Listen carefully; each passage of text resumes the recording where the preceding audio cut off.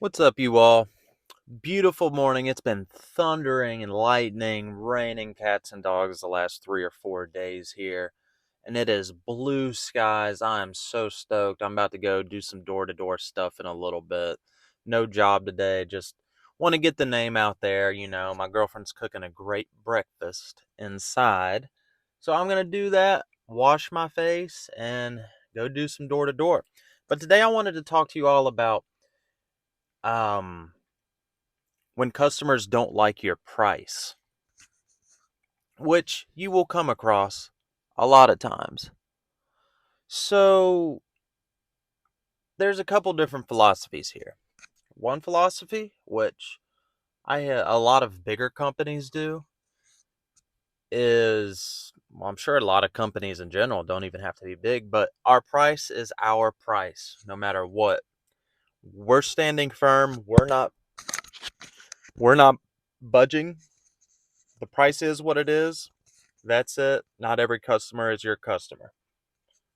Which, yeah, we do, you know, probably at least half the time. Well, probably more than, probably like 60, 65%. Sometimes there's just, no, the cost is what it is. You gave them a fair price. And if they want to pay it, awesome. If they don't, awesome. It's all good. Just move on. But sometimes, there is a little wiggle room, especially for our company. Obviously there's business overhead, and I pay one of my guys. I got one helper. There's business overhead, but a lot of it is, it's a high profit margin business, you know what I mean? Although, you do need to be making sure you're putting money aside, upgrading machines, taxes, all that stuff. But it's a high profit margin business, so there's a little bit wiggle room. But you don't want to show the customer all your cards outright. You don't want them dictating the price completely, or just coming out. So what do you think is the fair price for us to do the job for you, good sir? You don't want to do that. But you can word things in a way that lets them know that you're open to their feedback. You're open to their thoughts. And it invites them. You choose your words carefully that kind of invite them to say, oh, it's a little bit too high, or things along that line, and then you can go from there. For us, it's case by case. As I said, sometimes the quote is what it is. There's no wiggle room. We gave you a fair price. You don't want to pay that. We're not going to bother you. But regardless, always follow up with them the next day. Most of the time, we found that if people aren't interested, we follow up every single time. We found that if people aren't interested in the quote, like it's too high or whatever, like they won't even respond to us. We'll message them a couple of times that they just won't respond. But every now and then you do get people saying, yeah, it's too high, or we're gonna hold off, or things like that. So if there's a little bit of wiggle room, or always scratch that, always say when you follow up, this is what we say. An example: hello, we just wanted to get your thoughts on the quote we sent through whenever you get a chance. We are open to your thoughts and would love to work towards an agreement. Saying working towards an agreement, that's not word for word, but that's essentially what we say. When you say working towards an agreement, it's kind of inadvertently, not inadvertently, but you're opening the door for further conversation. Working towards an agreement, it just kind of insinuates that, yeah, let's hear your thoughts. That's what we do most of the time. If there's a little bit of wiggle room, we'll do that.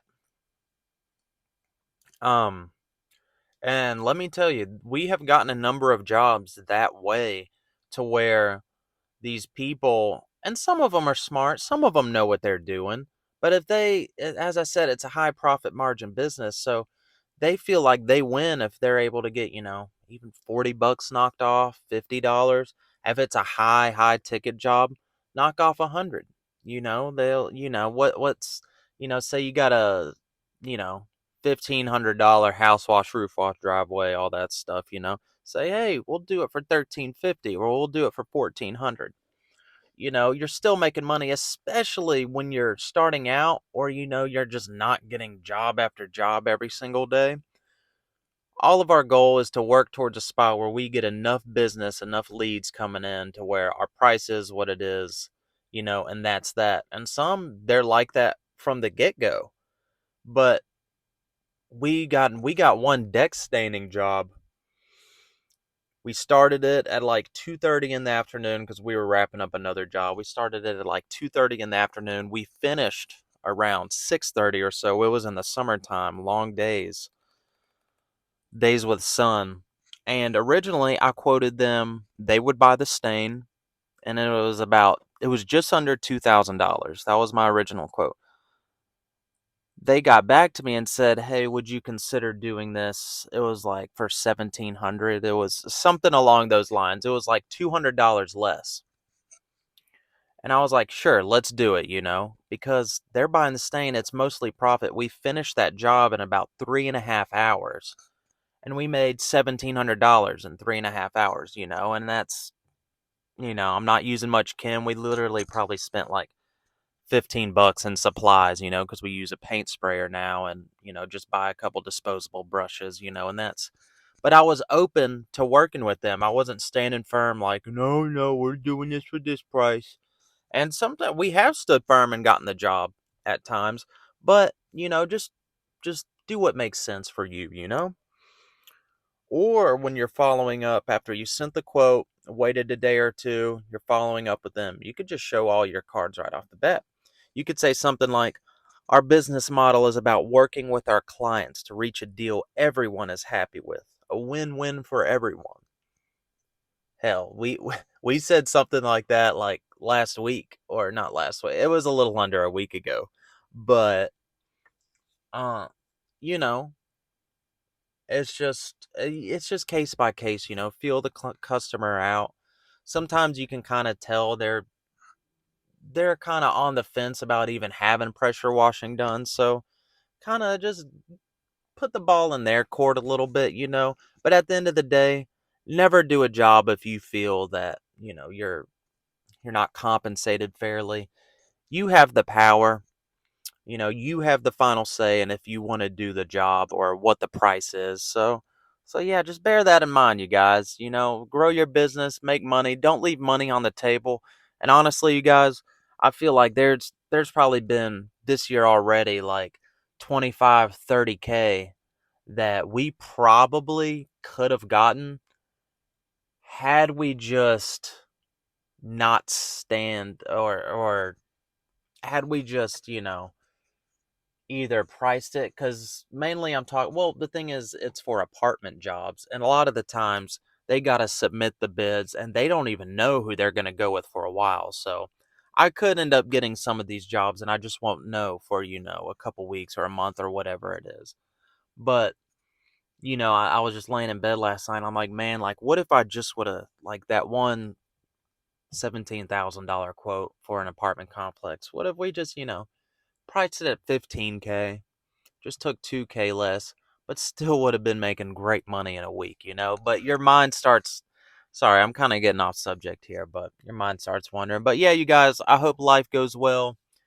Consider everything I've said.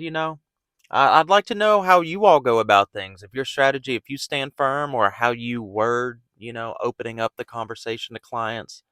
I'm curious. We're all learning from each other.